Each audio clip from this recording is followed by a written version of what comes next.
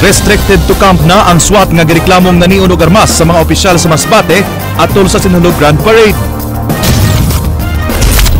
Pagpakunhod sa prikihan sa barko, posibleng i-implementar na nunod sa pag-us-us sa presyo sa lana. Posibleng way ideklarang areas of concern ang COMELEC sa Sugbo sa ipegayong SK elections karong Pebrero. 5 anyos nga batang lalaki nga taga Bacolod, gidagit sa iyang tutor paingon dinhi sa Sugbo. Lalaking gireklamo sa iyang kapuyo kay magsigig panapat, nakuhaan og pugakhang.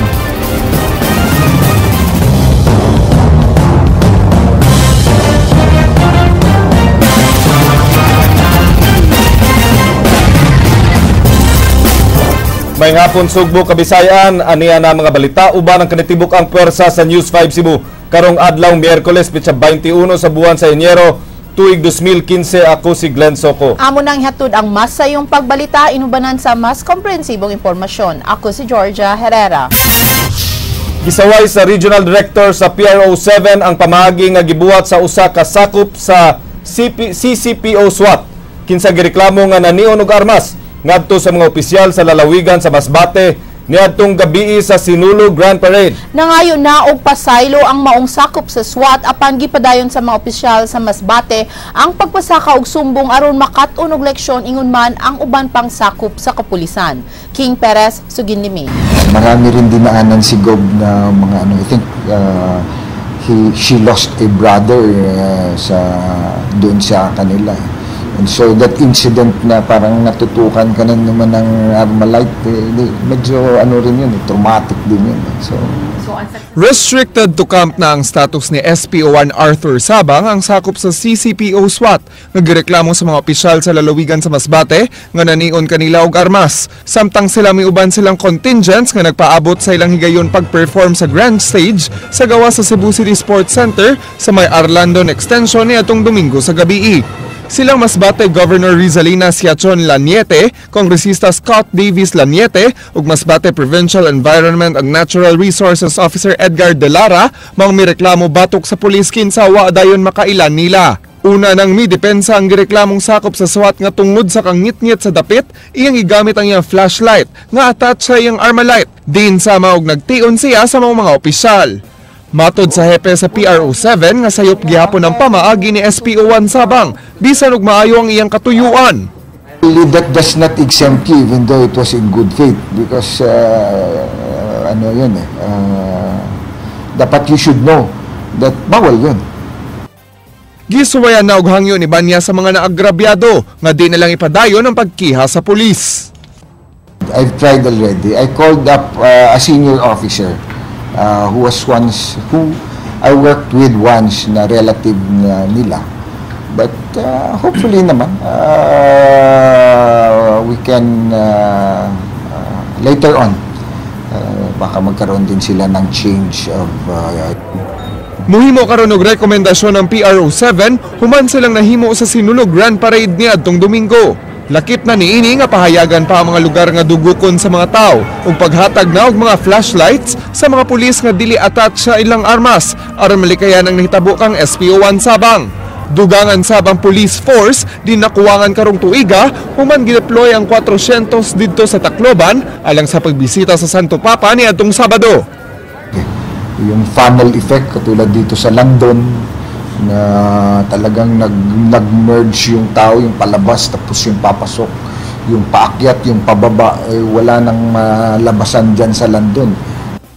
King Perez, News 5. Usa ka isolated case ang nahitabong pagpanion sa sakop sa SWAT sa mga opisyal sa Masbate. Matod pa ni Cebu City Vice Mayor Edgar Labella, gibutyag sab sa Vice Mayor nga ilang gitagaan og pagtagad ang maong hitabo. Ray Pasaporte, Suginlimi.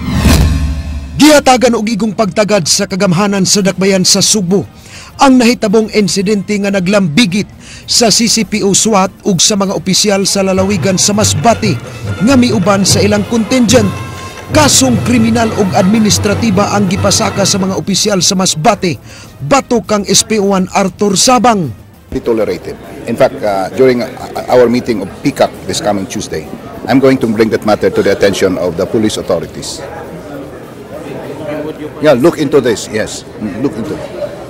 But so far as the offended party is concerned, there's a process, there is a provision, there is a rule of law.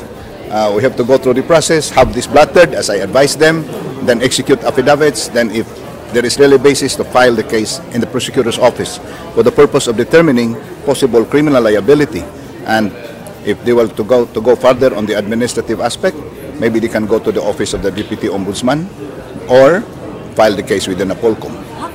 Dugang nila Bilya nga midangup kaniya ug nangayog tabang ang mga opisyal sa Masbate. Pagkahuman sa awarding ceremony ni adtong Lunes, nasayran nga midaog ang contingent sa Placer Masbate alang sa sinulog base category. Gani siya pa mismo ang mitambag nga ipablater og mo execute og affidavit alang sa pagpasaka og kaso. Tukion nila Bilya atol sa PICAC meeting ang planong ipaubos og laing training og seminar ang sakop sa SWAT. Not necessarily. Of course, he might be invited during our PICAC meeting. Colonel Banso. Of course. But you know, that can happen anytime. But let us not tolerate that. I don't think so. This is more of an isolated case. But of course, that should be checked. We should nip in the bud any possible abuse. Nip in the bud. Alang nila Bilya, leksyon ang maong hitabo sa uban pang mga pulis. Apan di hinuon kini makaapekto sa PNP organization. Kay usa lang kini ka isolated case. Mipasalig sab ang mga opisyal nga di sila mutagam ug moapil gihapon sa sunod sinulog. Ray Pasaporte, News 5. Samtang gisaulog sa mga Sugboanon ang kapistahan ni Senyor Santo Niño ug ang Sinulog Festival niadtong Domingo, nagbutang og dako nga LED TV sa gawa sa ilang buhatan ang PLDT aron makakita sab ang mga Sugboanon sa mga kalihukan sa Santo Papa didto sa kauluhan. Madin Sabang, Sugin Limi. Atol sa kasaulugan sa Sinulog Grand Parade niadtong Domingo, nagbutang og LED TV ang PLDT sa gawas sa ilang buhatan aron makita sa katawhan nga nakigsaulog sa sinulog ang mga katapusang kalihukan sa Santo Papa didto sa kauluhan. Pinaagi sa live coverage sa TV5 sa PayPal visit nga makita sa maong LED screen nakakita ang mga Sugboanon sa mga katapusang kalihukan ni Pope Francis sa wa pa kini mibiya sa nasod niadtong Lunes. Kini sama sa iyang pakigtagbo sa mga kabataan sa University of Santo Tomas ug ang iyang misa sa Quirino Grandstand nga gitambungan sa dulan 7 milyones ka Katoliko. Instructed us to put a live streaming outside the PLDT office for at least yung mga public they can view yung sa Pope while enjoying the sinulog. Nakadawat og mga positibong feedback sa ilang gihimo ang PLDT. Mao nga mapasalamaton sila kay nakahatag sila og kalipay ngadto sa mga nakigsaulog sa sinulog. This was totally appreciated by the Cebuanos, especially that they were not able to go to Manila, to Tacloban because of the sinulog. There were even a confusion of going to, if they will want to participate in sinulog and the Pope visit. So it's really an appreciation from the part of the Cebuanos. Madin Sabang, News 5. Paubsa na sab ang plitihan sa barko nunot sa pag-us-us sa presyo sa lana. Apan tunan pa sa Visayan Association of Ferry Boat and Coastwise Service Operators kung pila ang ilaslas sa plitihan. Andrea Patenya, Suginlimi. Ni-epekto na sa nagkalain-laing sector sa transport industry ang sunod-sunod nga oil price rollback sa nasud. Dinhi sa Central Visayas, mikunhod na ang minimum nga plitihan sa mga jeep de paseroan. Nasinati na sab karon ang pagkunhod sa presyo sa airline tickets kay wa nay labot sa bill ang fuel surcharge. Tungod niini, ang Administrator sa Maritime Industry Authority Kun Marina nga si Maximo Mejia Jr. mipadasab og advisory ngadto sa tanang shipping company sa nasud sa pagpakunhod sab sa ilang passenger ug cargo rates subay sa pagmeno sa presyo sa lana karon. Gimanduan sila sa pagsumiti silang bag-ong rate adjustments ug sa pagpatuman dayon niini human mapublikar. Apan giklaro sa Marina nga ang maong advisory igura nga nag-awhag sa mga shipping company sa pagpaus-us sa presyo sa ilang plitihan ug di kini mandatory tungkol ubos sa Domestic Shipping Act of 2004 deregulated ang shipping industry sa Pilipinas. But pasabot ni ini way kontrolar ang gobyerno sa rates nga buot ipatuman sa mga shipping companies ug di sila mahimong manginlabot ni ini gawas lang kung dunay musangat og formal nga reklamo sa buhatan sa Marina. Gipasabot hinuon sa Marina nga bisan og di mandatory ang advisory, magkaproblema sab ang shipping company nga di mosunod niini tungod sa kompetisyon. Sa pagkutlo ning report, ang George and Peter Lines pa lang ang nipahibaw sa Marina 7 nga mupaus-us sila sa ilang fare rate apan pagbisita sa News 5 sa ilang buhatan kaganihang buntag, wa pa kini nila maimplementar. Sa text message sa presidente sa Visayan Association of Ferry Boat and Coastwise Service Operators nga si Alex Cohon, gipaybaw ni ini nga nagtagbo na sila sa ilang mga sakop ni atong Enero 15 ug nasabutan nga tuna ng ilang kasamtangang rates aron masayran kun pila ang angay ilaslas nga presyo. Mato di Cohon, managlahi ang fare reduction rates nga iimplementar sa matag shipping company ug mipasalig kini nga ilang isumite ug iimplementar ang ilang bagong fare rates sa labing daling panahon. It is a welcome development coming from the shipping companies that they heed the advice of Marina to lower their rates in line with the series of downward adjustments coming from the cost of fuel. Naghinaminam na sab ang mga pasahero nga masinati ang shipping fare decrease sama ni Mary Ann kinsa kanunay gyud nga mosakay og barko alang sa iyang negosyo. Kay aron save pod mi ginagmay sa pamliti. Kay permanente biya mi biyahe among trabaho. Siyempre, nagkinahanglan dyan may mubaba siya.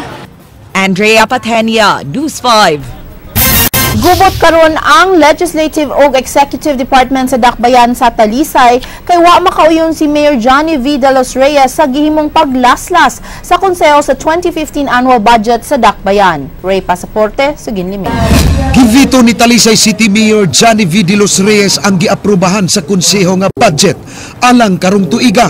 Apan baruganan kini sa konseho og ila sab i-override sa sunod nilang sesyon. Sa proposed 2015 budget, miabot og kapin sa 1.1 bilyones pesos.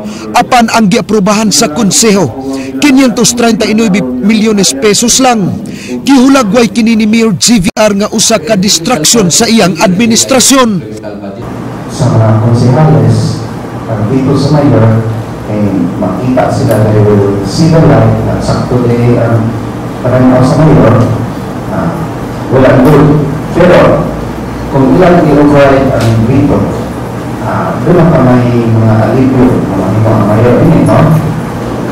Isakan na mo sa provincial capital kay component city ng Talisay City. Matanda mo sa provincial capital niya sa ilang provincial board kung makaturunan ba ang slas sa budget o hindi. May masad na wato ang mayor sa konti, no? Para ma-question ang slas sa budget. Sa council, deemed approved na gina siya. So operational na siya right away, right there and then ang katong review sa ato ang provincial board, doon na sila yung mga annotations, even DBM, kay from provincial board mo, ato pa man sa DBM as reviewing body, na sila yung mga i-comment, but then mo-operate yun ang budget. Ilan ang prerogative, pero I do not know on what ground. This is a typhoon. Dako kay typhoon, kusog kaayo nga nakahimong distraction. Kung mauday na itong kalipay, nagibutang tanis katawan para itong balusan silang dako kay kalamidad. Alang ni Vice Mayor Villarante nga dunay katungod ang konseho sa paglaslas sa budget kay mandato kini sa local government code ug ilalang gihimo ang ilang trabaho. Giklaro sab sa Vice Mayor nga way pamulitika ang ilang gihimo kaysa ilang paglaslas sa budget. Makadaginot ang syudad og dulan 200 milyones pesos. Nakita sa konseho nga sa miaging tuig nga grabe ang pag-usik-usik sa kwarta sa executive department. I-implement yun na siya. Actually, deemed approved naman siya, /approved kung i-override. So, what is there for the court to hold government functions? Contrary na siya sa atong balaod. Kaya dili mahimo nga Invented naka-file og TRO sa mga government project. How much more for the operation of the local government unit? Pahalo na sa budget nga ika-abot yun sa kayuhan sa mga tao. Kanang himuon sa mayor nga kining pagdito, that is the wisest way on his group to do that. Why? Ang iyang worries nga kay gilaslasan, dili na siya makagamit sa mga kinaglanon niya mga job orders, that is a lie sa nakabangka. Kaya niya matay record. Ang mayor's office, salaries and wages dunay almost 8 million pesos. Sa administration office, adunay salaries and wages nga 3 million plus. Sa treasurer's office, dunay 5 million plus. Nga iksisweldo lugar sa mga job orders, kanang kadlukan niya, wala na siya job orders, dili na tinuod. Bisan ang mga kaalyado ni Mayor GVR sa konseho mipabor og mibutar nga laslasan ang budget. I-override ang maong veto sa mayor kay mo ni lagi nga murag gihugmong og gi-abuse niya ang iyang katungdanan kay kani kung nagdaginuta kung nilaban tas panudlanan sa siyudad sa Talisay ato unta nang i-minimize ang ato ang mga kanang confidential employee diha nga more than 300 persons. Imagine na tag 500 ang adlaw. Dikin sa may nag-abuso natin, mangutana ko. Ang nakita gin ako sa pamunuan ni Mayor GVR, wagin siya, he's not a kind of leader na makita nato na atong ihimplo. Kay sa ako ang maingon siya na namakap ko, singnan ko niya na wani trabaho sa it's supposed to be ang paghimo og mga kaning ato ang computerization, gitahasan man ko na niya. Well, in fact, ako na ginang gipresentar niya last year pa mi nagkumbati ni ana na ipa-implement itong computerization. Mao tong among naka-design ang konseho na among islas ang budget kay tungod generic siyang budget. So generic siya, magamit siya sa bisag asa ang kaning ato ang computerization. Gusto sa konseho na specific para gid siya ma-implementar ang atong computerization program. Ang City Budget Officer sa syudad nga si Edgar Mabuday miingon nga mogamit una sila sa budget sa 2014 aron dili maapektuhan ang ilang operasyon. Apan giangkon niini nga dako ang epekto sa suhulan sa mga job orders nga mulanat pa og pila ka buwan. Ray Pasaporte, News 5. Ipatuman ang gun ban sugod karong Huwebes tungod sa SK election sunod buwan. Leslie Caminade Vistil, sugin ni May. Aduna gyud mahitabong sangguni ang kabataan election karong buwan sa Pebrero. Gipahibaw ni Comelec Officer Lionel Marco Castellano nga ang SK election karon ng pitsa 21 sa Pebrero. Ang filing sa candidacy magsugod gikan sa Pebrero 7 ngadto na sa Pebrero 9. Samtang ang campaign period magsugod gikan sa Pebrero 11 hangtod na sa Pebrero 19. Karong Huwebes magsugod na ang gun ban period ug gikinahanglang mo apply sa special permit aron madala ang mga lisensyadong armas. With private individual with security threats, moro to pwede mo apply for security personnel. Lahi po ni sa gun ban. Ang atong gun ban, total ban gyapon ta, only law enforcement agencies, police, AFP, PNP kanang naa sa law enforcement agencies ang exempted sa gun ban. Suta unsab sa Comelec kun asa kadto mga barangay nga critical sa mga miaging eleksyon. Matud pa ni Castellano nga magkigtagbo sab siya sa tanang mga election officer sa lalawigan sa Sugbo aron ilang ma-assess ang tanan. Pahimangno sab ni Castellano ngadto sa mga mulansar nga ipakita ngadto sa kadaghanan ug kumbinsiron kini nga di angayang ma-abolish ang SK. They must also show na kaya pa sila i-reform. Di sila magpakita nga sa ilang eleksyon mas hugaw pa sa ordinaryong eleksyon sa barangay o sa national and local elections. Remember, bata pa unta sila. Hindi unta sila mag-appeal sa mga vote buying, kidnapping of voters. Mukabat na sa 102,478 ka mga registrants lukop lalawigan. Apan dako ang pagtuo ni Castellano nga musaka pa ang gidaghanon sa mga magparehistro. Leslie Caminade Vistil, News 5.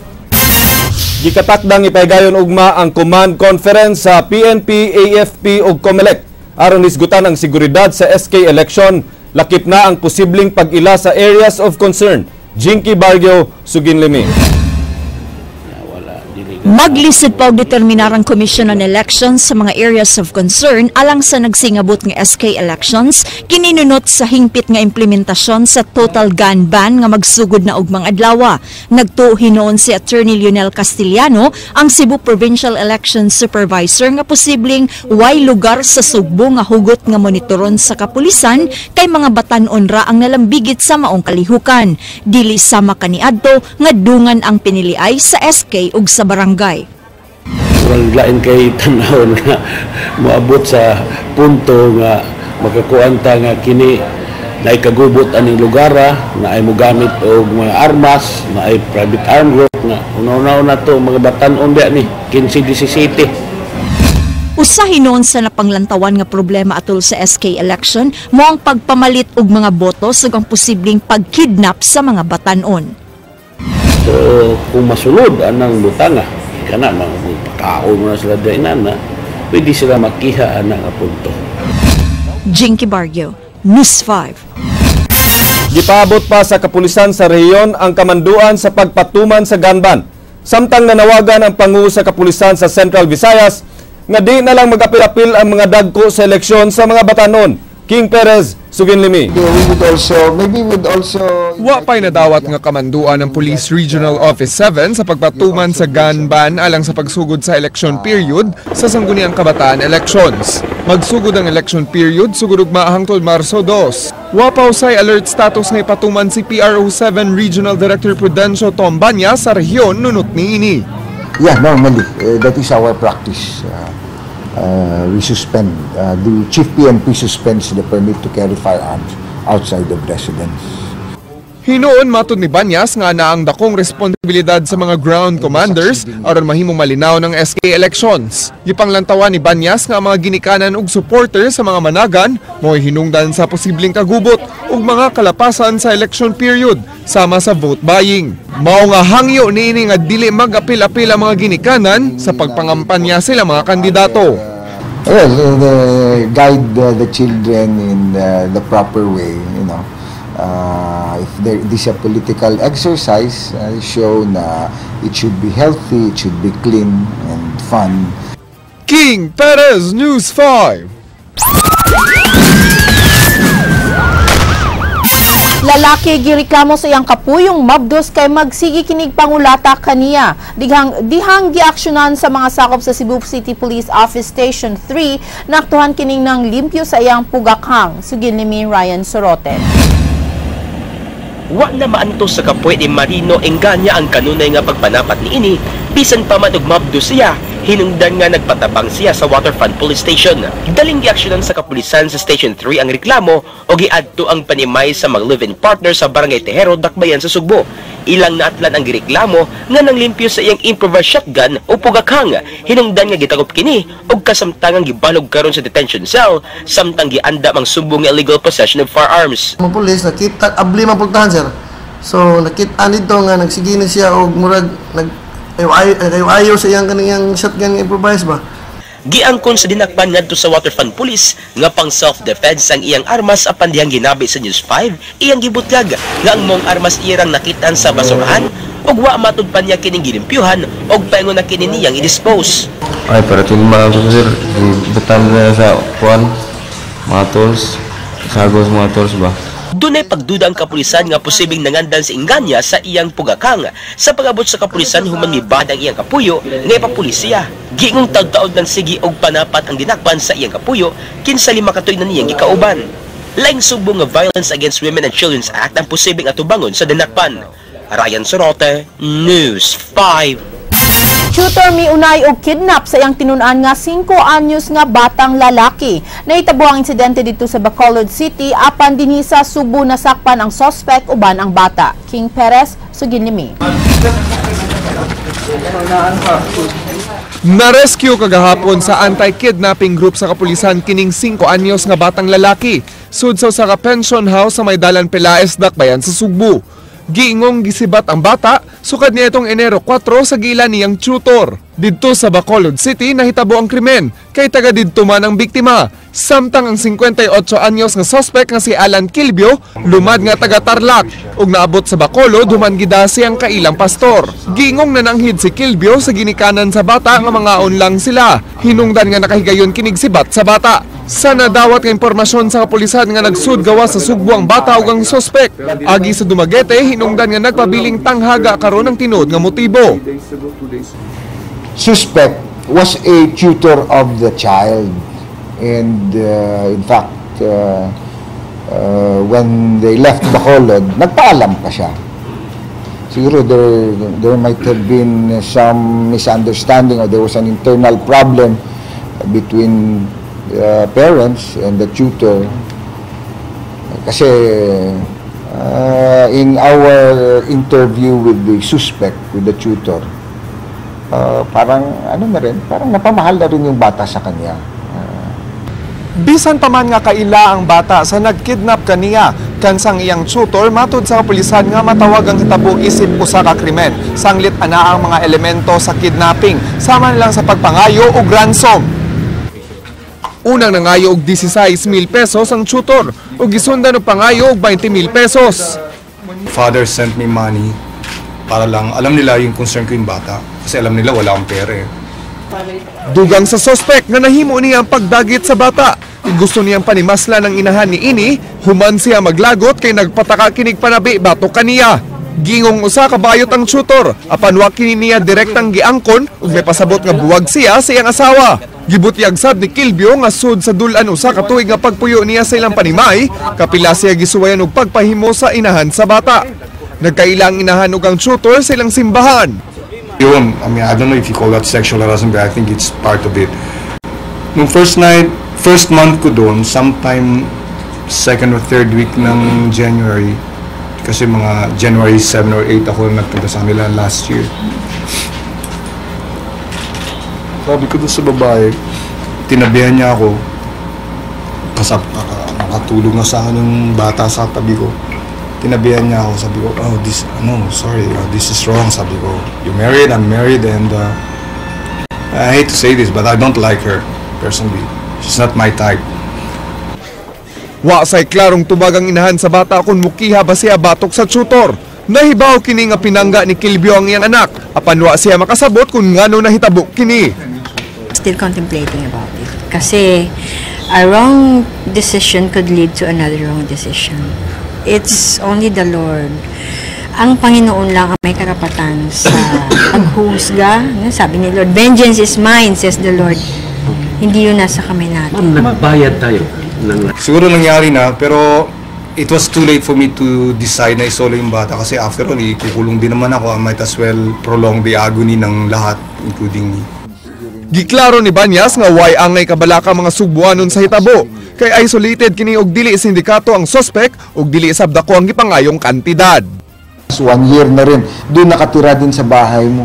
Ang iba nga, yung iba, di ba, 10 years din, diba, nakatulong mo, nag-alaga sa anak mo, nagpalaki sa anak mo, tapos kukunin pala. Yun, hindi mo alam eh. There are no fast rules regarding this. King Perez, News 5. Gipahimangnuan karon sa Health Department ang katawhan sa sakit nga shingles o herpes zoster nga sama og virus sa chickenpox kun hangga. Hinungdan nga gilusad baguhay lang ang vaccine batok nini. Andrea Patenia, sugin limi.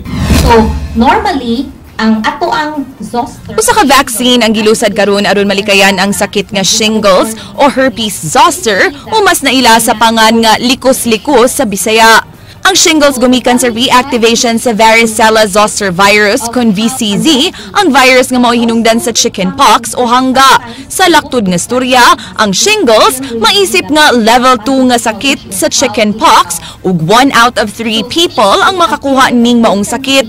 Ang symptoms ug effects niini mao ang pagsakit ug pagbutoy-butoy sa apektadong bahin sa lawas ug kun mas mo complicate ang sakit, mahimong mo resulta sa vision ug organ impairment. Apan di sama sa hangga diin katag-katag ang mga rashes sa lawas, ang rashes sa shingles concentrated ra sa usa ka lugar sa lawas kun diin located ang apektadong ugat. Kadaghanan sa mga pasyente ni ini mga hamtong nga nagpangidaron og 50 anyos ngadto sa 60 anyos. So age is the most important risk factor. The reason being that the immune system weakens with age. So shingles, therefore, is somehow a reflection of how healthy your immune system is. For that, Matud pa, mas magkatiguang ang pasyente, mas magkagrabe ang sakit ug ang mga butoy-butoy. High risk sab ning maong sakit ang mga cancer ug HIV patients.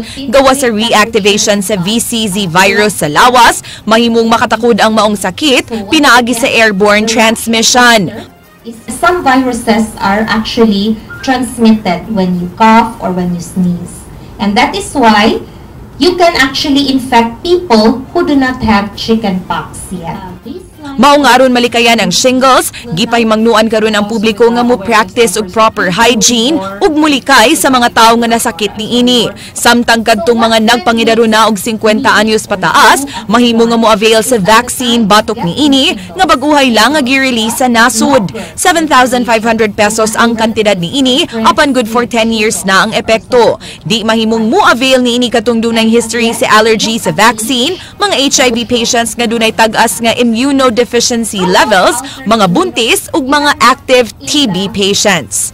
Andrea Patenia, News 5. Mga kawani sa Karkar City Hall gipaubos sa surprise drug test kagahapon nunot sa rekomendasyon ni Mayor Nisipuro Apura. Nagtuo si Apura nga dunay mga kawani sa Karkar City Hall ang tigamitan og drogas, mao nga gipatawag niya ang tanang 600 ka mga empleyado alang sa usa ka meeting sud sa Karkar City Gym ug gitrangkahan aron way makagawas. Katunga sa maong mga empleyado maoy gipaubos alang sa random drug test. Lakip na nga opisyales sa syudad nga naglakip sa mayor, bisimayor ug mga konsehal. Wa pa hinuoy resulta apan nanganti si Apura nga ang mapamatud-an nga positibo sa gidiling drugas iyang taktakon sa serbisyo, labi na kun kini job order o casual employee. Napaway lang sa mo. Then balik na rin, balik na mo some years niya, para ko nga na-fully ko ano mo, na-fully ka ng reform na mo. Then i-prove na ko, ano siya, pero na yung mga kondisyon. Duha ka mga local government units sa Bagatang Sugbo misalmot karong tuiga alang sa tulo ka adlaw ug duha ka gabi nga suroy-suroy Sugbo caravan. Kapin sa usa ka gatos ka balikbayan ingon man mga foreign tourists ang miuban sa mong kalihukan nga naanda ng kalihukan human sa Sinulog Grand Parade. Miuban sa pagsuroy-suroy si Jinky Bargio. Mibiya pasada alas 7 kaganang buntag sa Kapitolyo, kining 5 ka bus, luwan ang mga balikbayan ng ubang turista alang sa tulo ka adlaw nga suroy-suroy Sugbo 2015 Southern Getaway nga gipasiugdahan sa Cebu Provincial Government. Unang gibisita ang Mangkaw Heritage House sa Dakbayan sa Karkar, din gitagbo sila ni Mayor Nisipuro Apura. Luyos sa pag-abi-abi sa mga bisita, ang negosyanteng inchik og first-timer nga si Sunny Lee dunay personal nga obserbasyon. Pero ang mga facility na to kinahanglan ma-improve yun pareha sa CR nya, and then ang ato guide ba ato tourist guide kinahanglan more professional ba. Matod ni Vice Governor Agnes Magpale, tinguha nila ang pagdasig sa ecotourism destination sa lalawigan sa Sugbo karong tuiga. So ang bag-o nato gud nga ecotourism ang Aguinid Falls and the Mainit Hot Spring of Malabuyok. And we are staying longer para kung gusto mag-swimming, makadip pa sila. Human sa Dakbayan sa Karkar, midiretso ang caravan sa kalungsuran sa Barili, moalbo-alog Alegria alang sa unang adlaw. Ugmang adlawa, mulahos ang grupo sa Malabuyok, Sambuan ug Uslob, ug sa katapusang adlaw, moagi sila sa Santander, Bolhoon, Dalaget ug Argao, ug tapuson ng ilang pagsuroy sa Dakbayan sa Talisay. Jinky Bargio, News 5. Mga kapatid, atangin ninyo ang duwa sa basketball, PBA, no? Batok sa San Miguel Beer o Alaska karong alas 7 sa gabi. Umawag kadto ang mga balita sa Aksyon Bisaya, kini si Glenn Soco. Pit Senyor, daghang salamat. Ako si Georgia Herrera. Bisan asa, bisan kanusa, kapatid. Kadi lang kutob sa balita. Aksyon!